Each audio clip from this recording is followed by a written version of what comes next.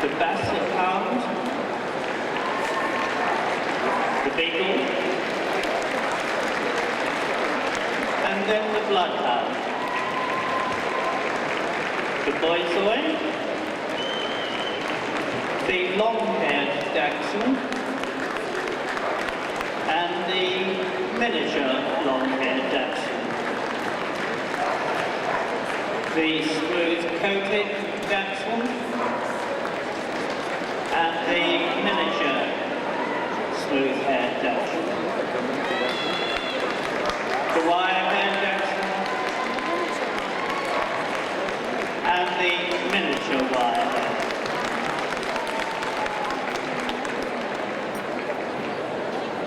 Followed now by Deerhound,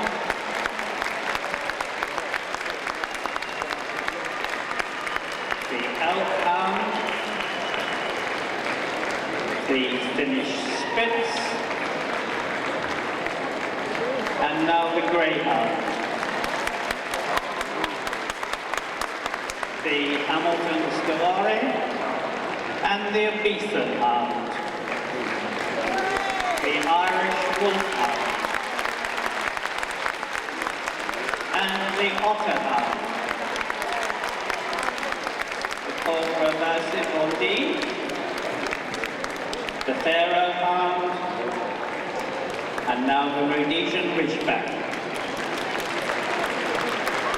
the Saluki, the Whippet, and from the any variety not separately classified, the Foxhound. And for comment on the individual breeds, I hand you back to Bernard Hall.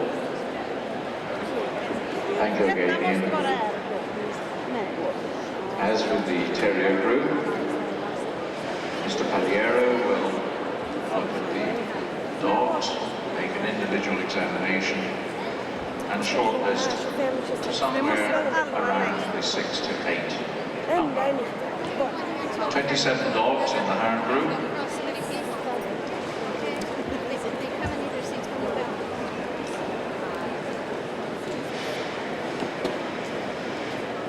The Afghan coming forward, first one to have individual examination.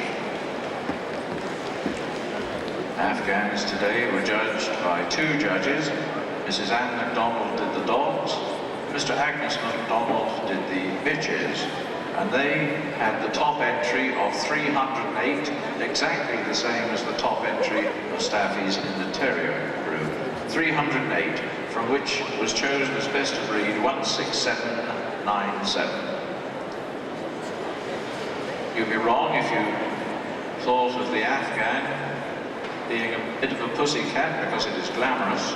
In its native Afghanistan, this graceful animal, which stands up to 27 inches in the dog, has been used to hunt wolves, foxes and gazelle, among other game. The Afghan is a toughie, has accompanied Afghan nobility on falconry expeditions, and there is a legend that the Afghan was the breed chosen by Noah to enter the Ark.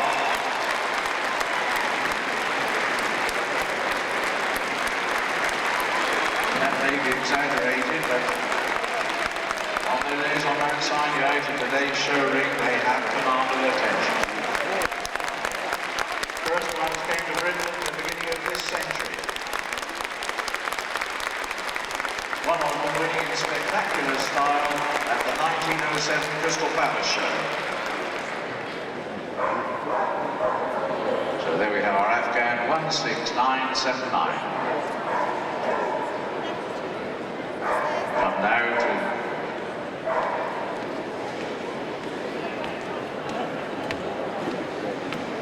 just bringing the table forward because of the light or something, I suspect.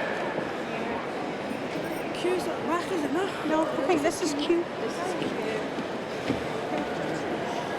So here we have the Basenji, also known as the Congo dog. Though in fact their history goes back to the pharaohs of ancient Egypt. Judged today from the breed was Mr. H. Needham. He had 76 dogs entered and chose 17233.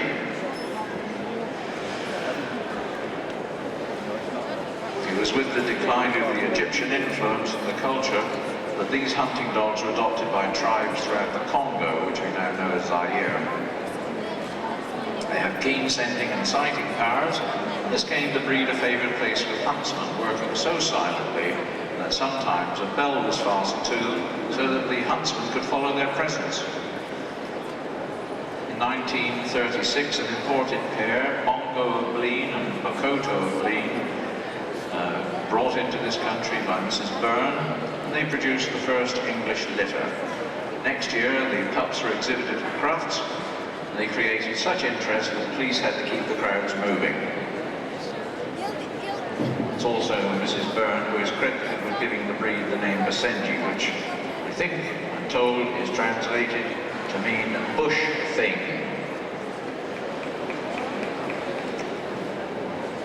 Ideal height of the dogs is 17 inches at the withers, bitches an inch less.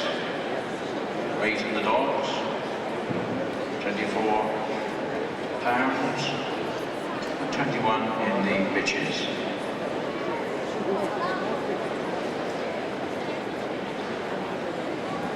This is the Basenji, ladies and gentlemen, 17233. Now we come to the Basset Hound of Griffon.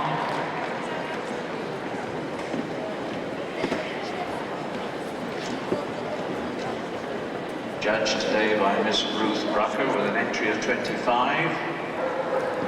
This one's number is 17261. Short-legged, wire-coated hound of moderate length, standing up to 15 inches or just over. Has a very harsh, dense coat. Comes in a red wheaten or a fawn colour. Probably created from the large crosses of the Griffon Fauve de Bretagne, deriving from the type of dog which could track down wolves, preying on the French flocks of sheep. When the wolves were all gone, the breed fell into oblivion and was rather carelessly crossed with other hounds. The breeders of this century have worked hard to save this tawny hound, and the Basset version probably came about through crosses with the Bassets from Vendeen. The Brittany Bassets are usually hunted in packs of 4, and the number of this one is 17393. The Basset, it is reputed, was bred by monks in the Middle Ages to hunt in heavy cover. Whether this was for the French nobility who were a little bit out of shape so that they could only follow a slow hound with short legs is not quite made clear. This, however, was the assertion. This is a hound which is able to hold its nose close to the ground and possesses the head and bone of a bloodhound, the colouring of a foxhound, the legs of a dachshund. It was developed to perfection in Britain, though it is closely related to the whole family of French Bassets.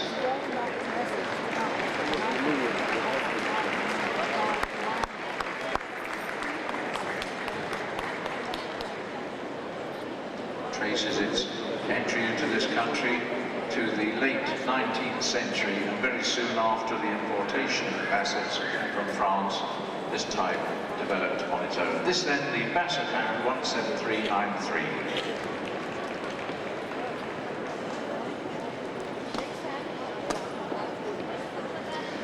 Here we have the Beagle, judged today by Miss Una Gore. She had a good entry of 199 of the breed, from which she chose 17587. Beagle history is actually somewhat shrouded in uncertainty, but it is known that small hounds similar to the Beagle have existed for hunting here in Britain for hundreds of years. It's recorded that during the days of Henry VIII and Elizabeth I, there were wire-haired beagles. Some were small enough to be carried in the pocket of a hunting jacket. Size has increased somewhat since then, but smaller, or what we call pocket beagles, still crop up. Most agree that the Beagle has an engaging personality. Most ringside watchers enjoy to see the breed do well. Any recognised hound colour approved? They are not miniature foxhounds, no one must think that. The Beagle then, ladies and gentlemen, 17587.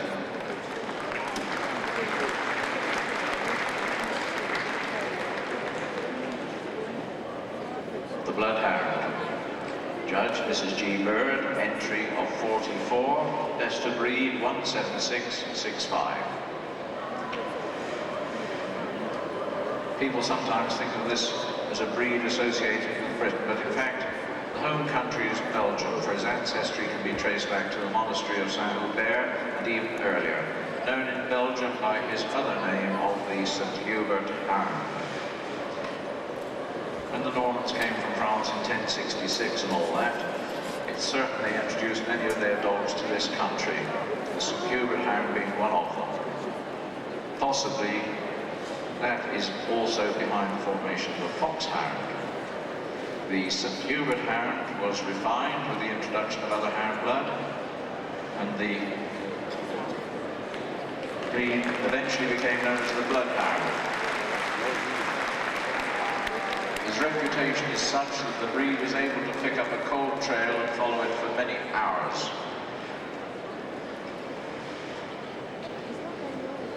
There is a tale of a Kentucky, United States bloodhound called Nick Carter who followed a trail 104 hours old, and his tracking led to the discovery and arrest of the fugitive. This then, ladies and gentlemen, is the Bloodhound 17665.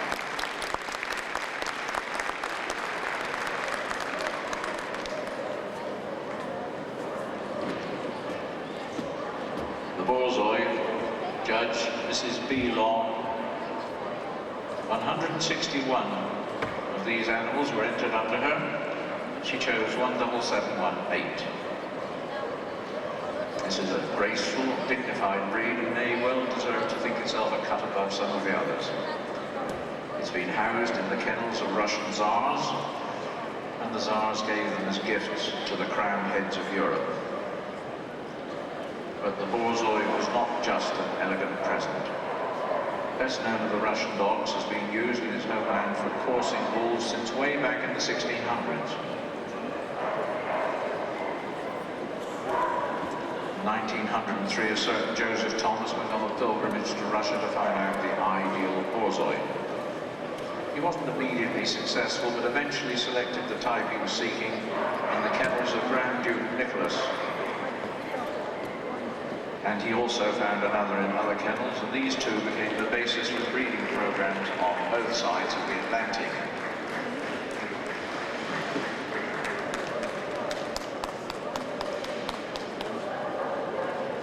Many of the kennels were abandoned or destroyed after the Russian Revolution. Earlier this century, breeding of the royal dog ceased. It's encouraging to note that there is a renewed pride in Russia for the Borzoi, used as hunting dogs in Russia's southwestern regions. Ladies and gentlemen, this is the Borzoi 17718.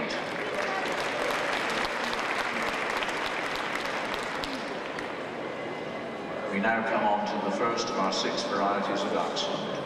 This is the long-haired Dachshund, judged today by Mr. Jack Bennett, who also judged our toy group for us on Thursday. He had an entry of 111. His best of breed 17926. Dachshunds have been used over many years for a variety of jobs, and the different demands made on the breed resulted in the 6 varieties. 2 varieties of size, and 3 of coat. This is the long-haired. Soft, straight hair, maybe just a slight suspicion of a wave. The longest growth is under the neck, under parts of the body, and behind the legs, where it forms what we call feathering. Abundant feathering, says the standard. On the tail, the hair should form a flag, the recognized name for a feathered tail.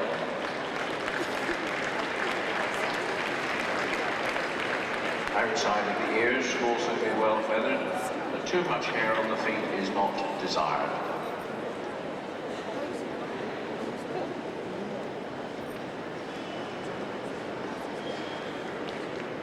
This then, ladies and gentlemen, is the first of our 6, the long-haired Dachshund, 17926.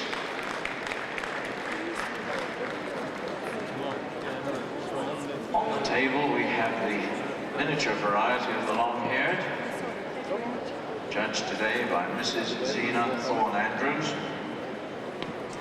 Also a very good entry, 160. Best of breed 18036. Dachshunds have been used to chase rabbits, search for game and for tracking. Smaller sizes have been used for searching, rabbit hunting and going to ground. Dachshunds are also brave enough and small enough to go down holes after prey, and in order for them to be able to fill the various demands made on them, they were bred in the 2 sizes and the various coats were established.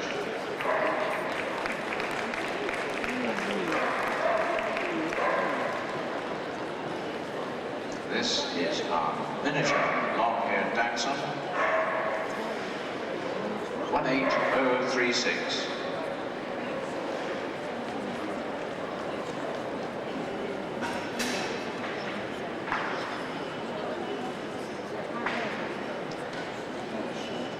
On the table now we have the smooth-haired Dachshund. Smooth-haired has a dense, short and of course smooth coat. The hair on the underside of the tail should be coarse in texture. Skin is loose but supple fitting, closely all over the body. Miniatures and standards share the Kennel Club standard for the breed, which requires the general appearance in whichever size to be long and low, with a compact, well-muscled body. They should be bold in their attitude, have a defiant carriage of head, and an intelligent expression.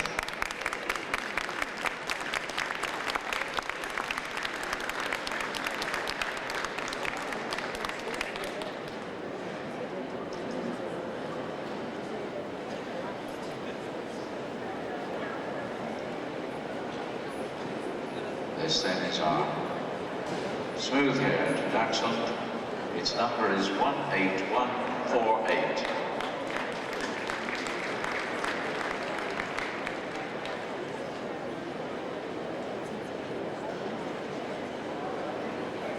Now we have the miniature smooth-haired, judged today by Mr. Frank Newbury. 74 of these were entered under him and he chose 18194. As I said just now, the smaller sizes used for searching, rabbit hunting and going to ground. The larger ones are usually or primarily used as tracking dogs. The Dachshund survived the prejudices and the anti-German feeling which followed the First World War, 1914 to 18, and it is now admired in many countries around the world.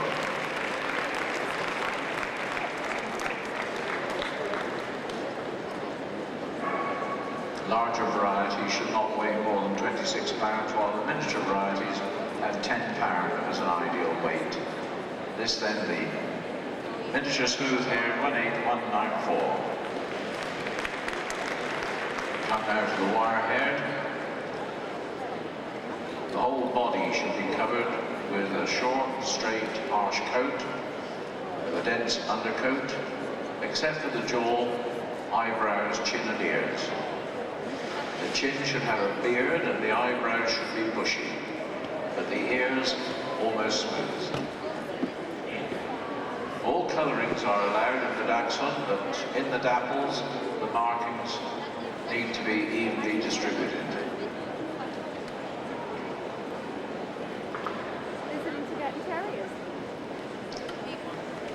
Short-statured dogs have assisted Germans in their hunting since the Middle Ages.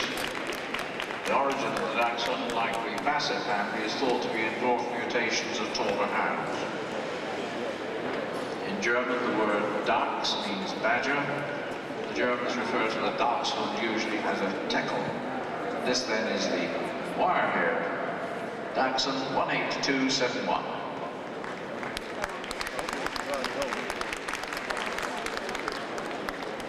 And the last of the 6 varieties, the miniature wire-haired judged by Mrs. Camilla Wootton at an entry of 96.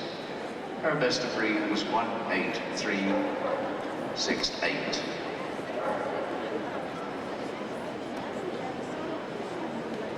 In Germany, the Dachshund sizes are separated not by weight, but by chest circumference. This division is based on what size of hole they could enter if they were going to ground.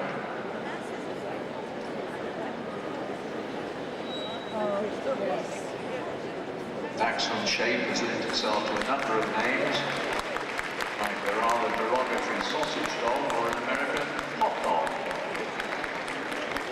I think it's unfair. The desire in this breed to hunt is strong. Pet Dachshunds are renowned for digging up the flower bed or disappearing down holes on walks.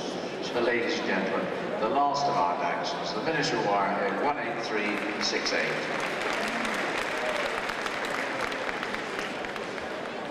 We come now to the Deerhound. Breed judge today was Miss Jean Lanning with an entry of 105, from which he chose this one, 18492.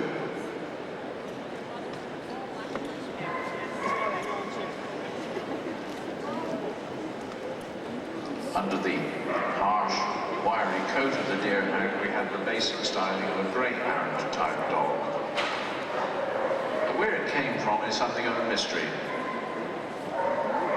It is said it could have been brought to Britain, especially to Scotland, by the Finnish dog traders, of which we've heard in earlier days in this Crufts. Or it could have been by the Celts, who warred in the Middle East before coming to Britain, bringing with them dogs they had acquired as they conquered land. But whatever, it is known that there were running hounds in Scotland by the time the Romans arrived.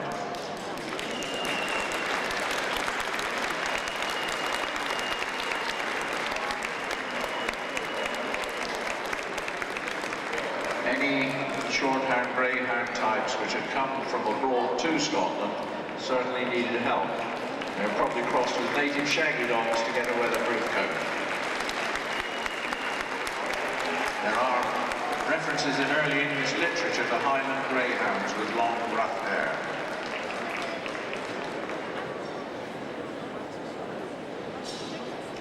That then is the Deerhound 18492. We come now to the Elkhound, a breed which stems from Norway, weighs up to 50 pounds according to the Kennel Club standard, and stands up to 20.5 inches in the dog and an inch less in the bitches.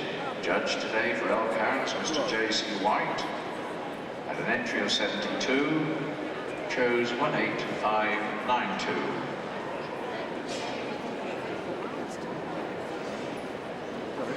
Some other registries, apart from our own, allow the dogs to be slightly heavier and taller.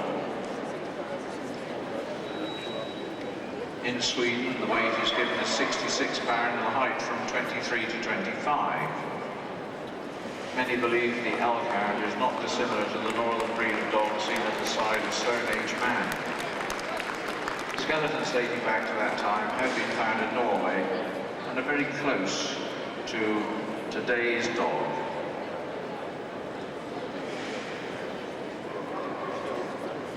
This then is our Elkhound 18592.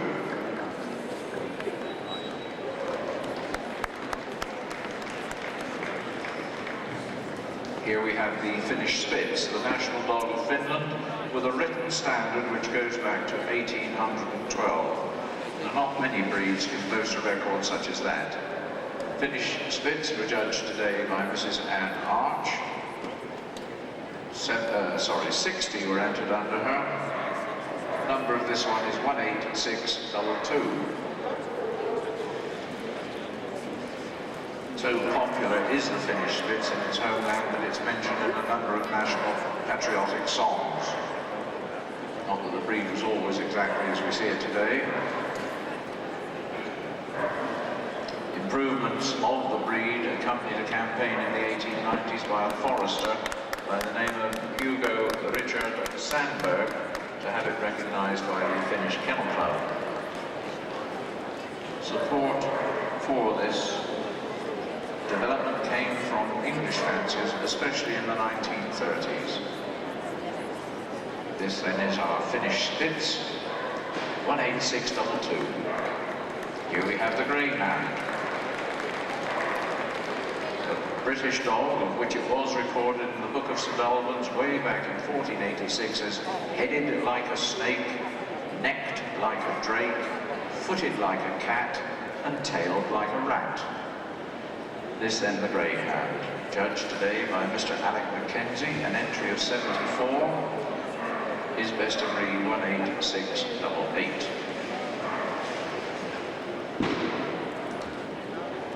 This muscled and racy dog has been admired for its speed for hundreds of years.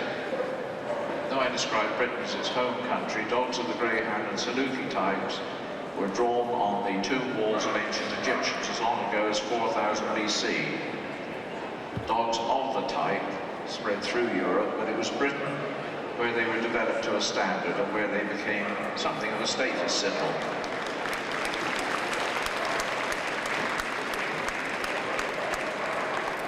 I say status symbol because there's a Welsh proverb which says, "You may know a gentleman by his horse, his hawk, and his greyhound."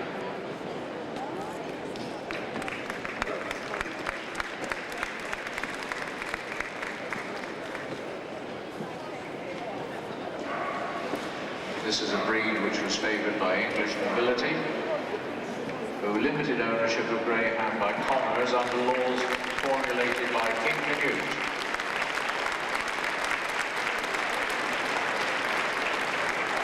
The show dog stands up to 30 inches, and this is our best of breed greyhound 18688.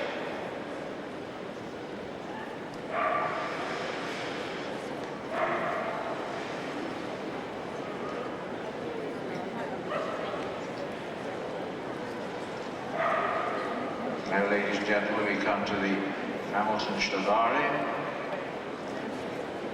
judged today by Mrs. Zena Thorne-Andrews with an entry of 18-18. Her best of breed was 18745. We call it the Hamiltonstovare, but I believe in his own country it's referred to as the Hamiltonstovare, with the emphasis on the Sto bit. It's a hound from Sweden. Carries the name of Count Hamilton, who created the breed about 100 years ago. And the Count was the founder of the Swedish Kennel Club, and also a well-known connoisseur of hounds. It's recorded that his foundation dog and bitch were basically of English Foxhound breeding. He brought in German hounds to cross with his British-bred dogs, and from these came the Hamiltonstovare. Imports have been coming to Britain since 1968. There's a height clause in the standard allowing for a variation between 19.5 and 23.5 inches for dogs. The ideal, though, is stated to be 22.5. This then, ladies and gentlemen, the Hamiltonstovare 18745. The Ibizan Hound, taking its name from the island of Ibiza off the coast of Spain, and Spain is recognized as the home country of the breed, but actually the dog probably arrived there once again by courtesy of early trading ships. Ibizans were judged today by Miss Jill Peake. 27 were entered under her. This is her best of breed 18771.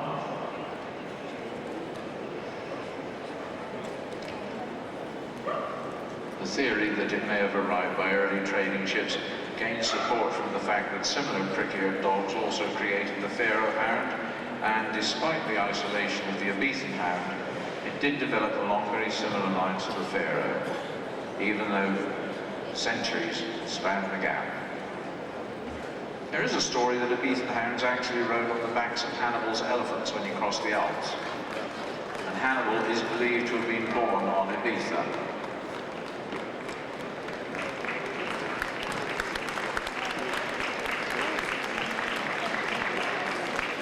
Ibizan hounds have been known on Ibiza and neighbouring Formentera, some 8 miles away, for at least 5,000 years. They have been known to clock speeds of up to 40 miles an hour. The Ibizan Hound, 18771. Here we have the tallest of the running hounds, the Irish Wolfhound, combining speed and power to the nth degree. The Irish Wolfhounds, judged by Mr. Ronald Baird, entry of 160, is best of breed 18792. Sight hounds from Ireland have impressed people over many hundreds of years and possibly much longer than that. There is evidence of a letter written in 393 AD by a Roman consul called Symmachus to his brother Flavius, then stationed in Britain, thanking him for sending him 7 Irish hounds, adding, "All Rome viewed them with wonder." You can understand it when you look at these dogs. And remember, the Romans were used to seeing huge mastiffs in the fighting arena.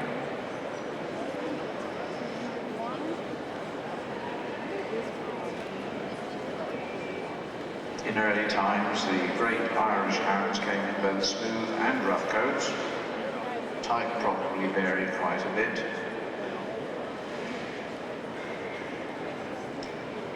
As long ago as the 5th century, dog breeding was so organised in Ireland that shiploads of these dogs were being traded abroad by merchants. Tallest dog in the world, the Kennel Club standard requires a minimum height of a dog of 31 inches at the shoulder, pitch 28, minimum weights 120 and 90 pounds. Standard also calls for great size to be aimed at. This then is the Irish Wolfhound, 18792.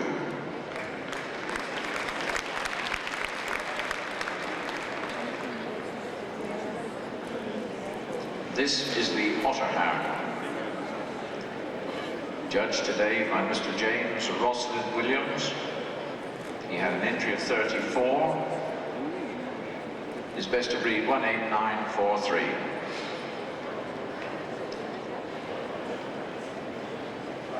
When I was preparing this commentary, I saw a photograph of an Otterhound standing up to his chest in water, looking every bit of a water dog, which in part is what he is. Otterhound has the scenting ability of a Bloodhound, one of the breeds which went into his makeup. He follows the scent of a trail, follows the scent trail of an otter on land, called a drag, and in water, where it's called a wash. Otterhound can pick up a drag and follow for 10 to 12 hours, and when following a wash, may swim for up to 5 hours.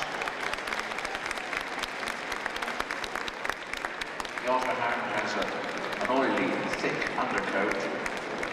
It has webbed feet. Otterhounds are mentioned in records as long ago as the 1300s. Several British monarchs have carried the type of Master of Otterhounds. Among them, King John, Richard III, Charles II, Edward II, and IV, Henrys 2, 6, 7, and 8, and even Elizabeth I. This then the Otterhound, ladies and gentlemen, 18943.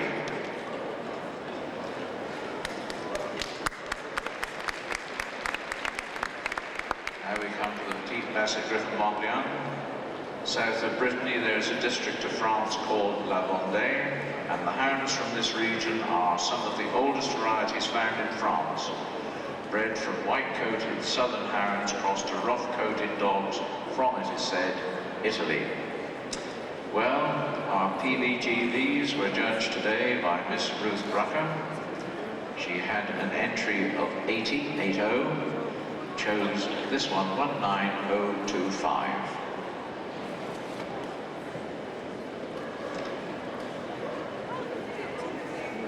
There are 2 Basset or short-legged varieties of the Basset Griffon Vendeen, the Grand and the Petit. The 2 sizes originally occurred in the same litters, and at one time interbreeding was allowed. It wasn't until 1950 that the Petit was given a separate status.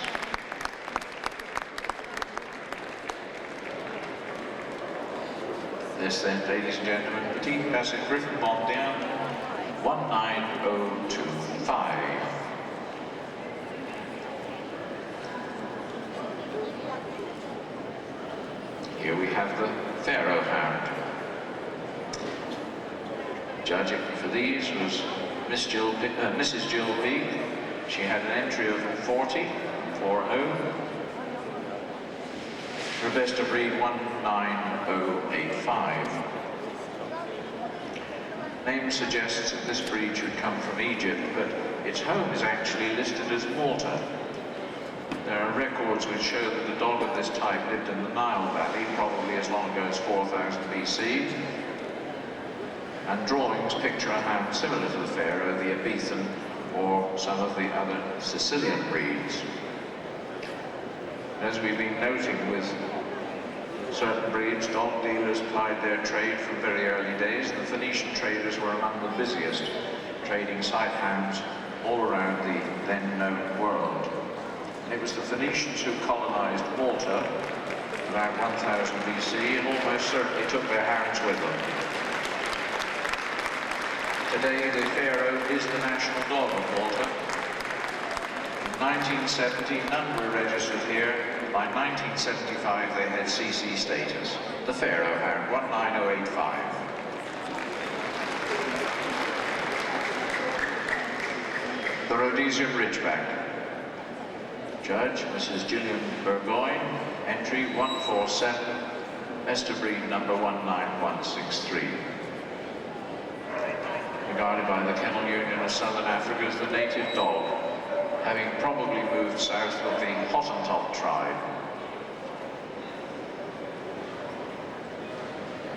The Rhodesian is one of probably only 2 dogs in the world to have the ridgeback of hair growing the wrong way along the spine. The other is from Thailand and is known as the Phu Quoc dog. Again, if you read the history of the Rhodesian, there's a probability that it was the Phoenician traders who brought that Thailand dog to Africa, and the dog passed the trait of the reverse growing hair to native dogs.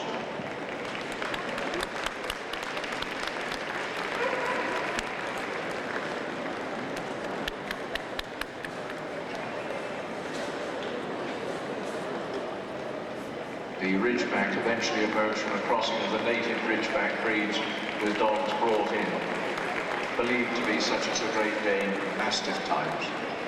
Only types available when immigration from Europe was closed between 1700 and 1800. This then, ladies and gentlemen, is the Rhodesian Ridgeback 19163. Salukis judged by Mrs. Zola Rawson, good entry 155, best of breed number 19268.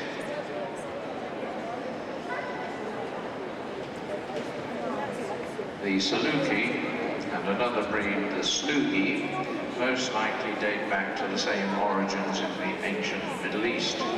There's a painting dated 3500 BC which shows a Saluki-like dog, and there's a possibility the breed name Saluki may have come from the long-gone Arabian city of Saluk.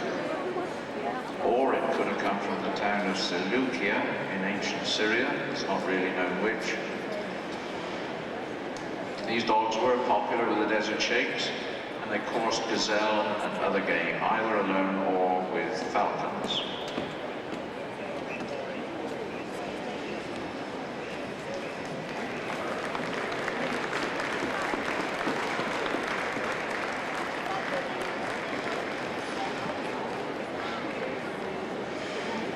These dogs were popular, as I say, with desert sheikhs, and they held places of honor in the Bedouin tents.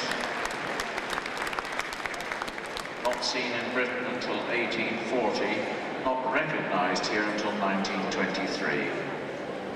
The Saluki 19268.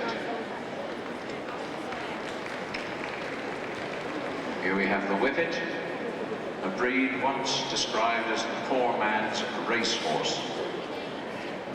Whippets had 2 judges with a good entry of 305, Mr. D. Howarth going over the dogs, Mr. M. Howgate going over the bitches. And from this large entry, best of breed is 19450. They were called the poor man's racehorse because working classes obviously could not afford the luxury of owning and racing horses, but they found great pleasure in owning and racing Whippets. Races often had to be in alleyways, there was nowhere else to race them, so these dogs became straight races. Some were able to cover 200 yards in as little as 12 seconds. Some of these dogs have been clocked at 40 miles an hour.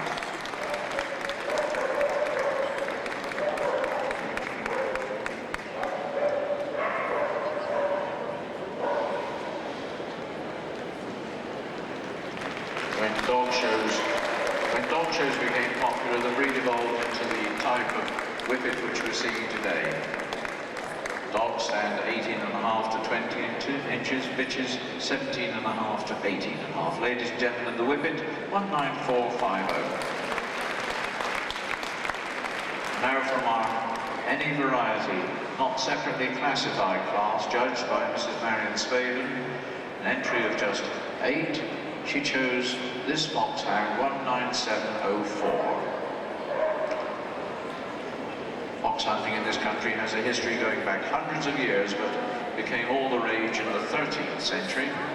It was then decreed a hound was needed specifically for trailing the speedy and artful fox.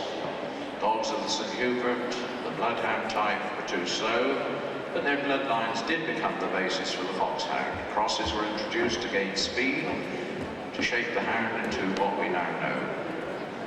The development which took place was rather piecemeal at first with each hunt and hound pack, and type didn't become uniform by any means.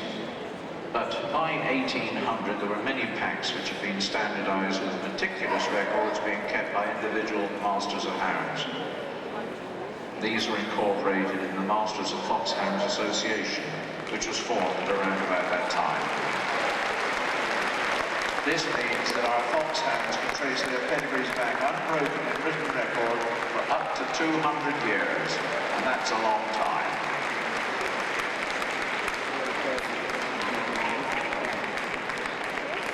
It's only recently we've seen the Foxhound appearing in our show rings, but they are shown at specialist hound shows. Ladies and gentlemen, the Foxhound 19704.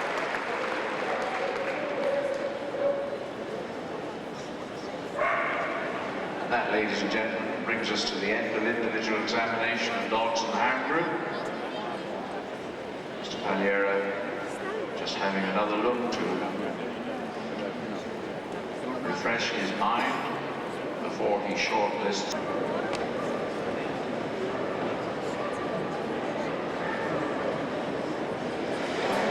Forward comes the Afghan,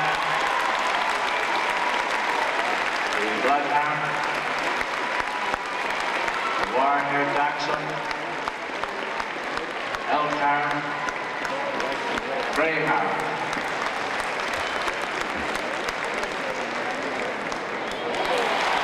the Whippet, and the Foxhound.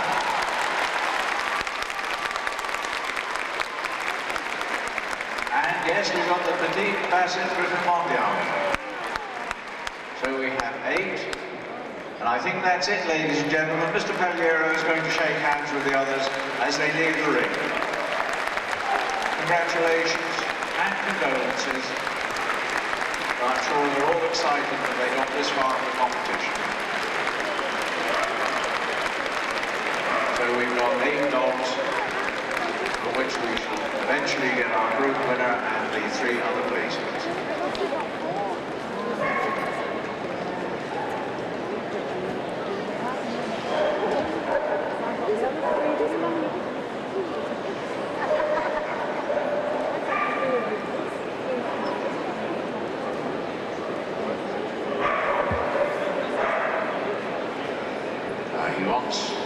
The judge wants him to go back a little bit.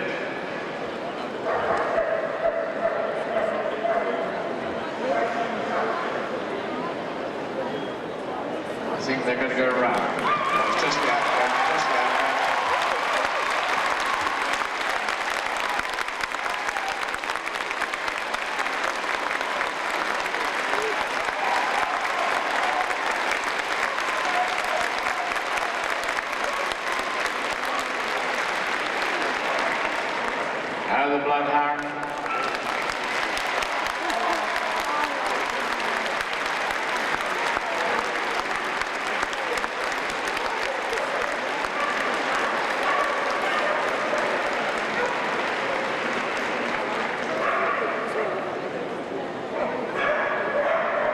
Standard Dachshund. Wire-haired coat.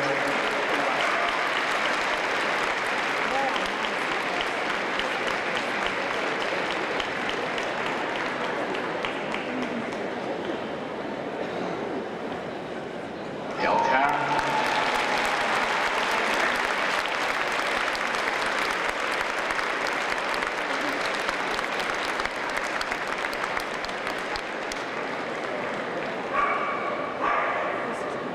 Now the Greyhound.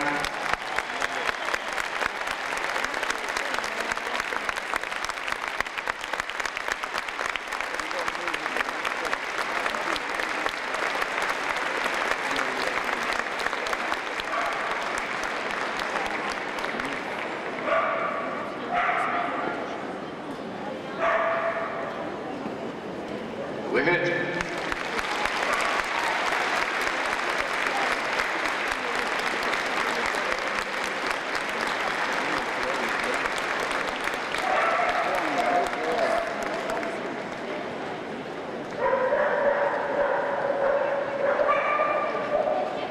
Foxhound.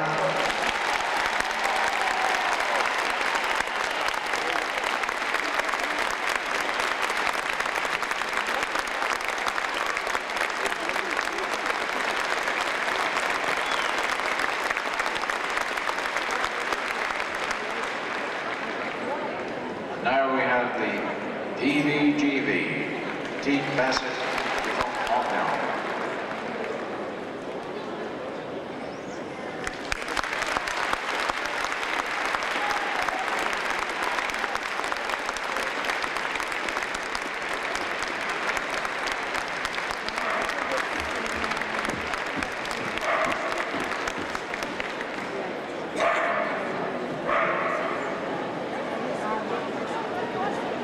Pharaoh indicated he knows what he wants to select, so out come the boards. And ladies and gentlemen, will you please welcome the person who is to present our trophies. It's Mr. Roger Berman, Chairman of the NEC, being accompanied into the centre by Mr. Mark Hutchings, Chairman of Crufts.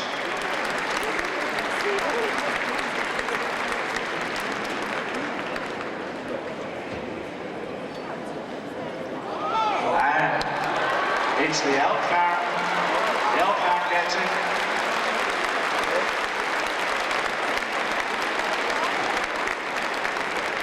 Followed by the Whippet.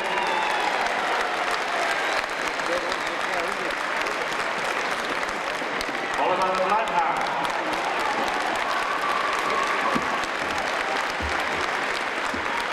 Last but not least, the Foxhound.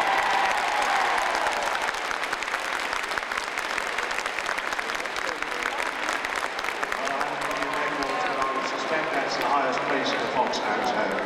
Anyway, the winner of the group is the Elkhound. Mr. Roger Berman is now going to make the token presentation of the rosette. While the others leave the ring, thank you and congratulations. Now it's to group 2, the Whippet.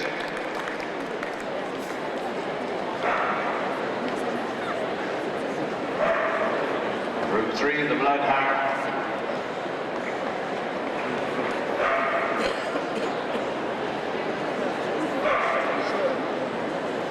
And group 4, the Foxhound.